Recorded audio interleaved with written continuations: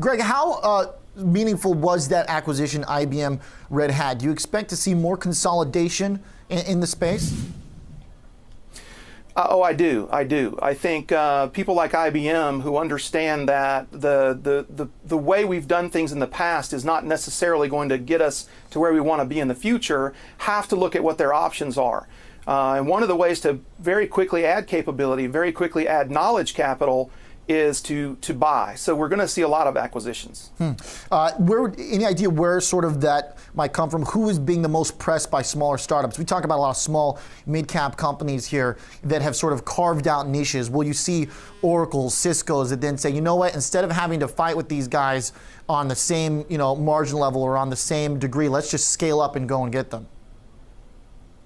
So a lot of these big companies have so much inertia behind them, they're not going anywhere very soon. But from my view, the company that's struggling the most to keep up is probably Oracle. Okay. Oracle has its own cloud play, and it's commensurately expensive with their offerings. So people are taking a real close look at it and wondering if the cost benefit will be there. All right, so we talk Oracle. The other thing here, Greg, before it's a really fascinating conversation, but we're running out of time. I want to think sort of about where the sector-specific or industry-specific demand lies. Any thoughts on where this is most needed? Is it the financial sector? Is it the consumer-driven groups that have had these hacks that then affect Americans across the board? I mean, who really is demanding a lot of the capital deployment right now, if you want to call it that?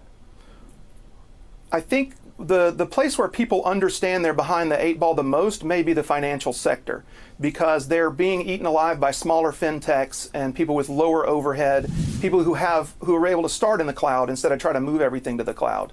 So they can move much faster. So this disruption is coming like a wave, and now the big banks realize that they have to learn to surf.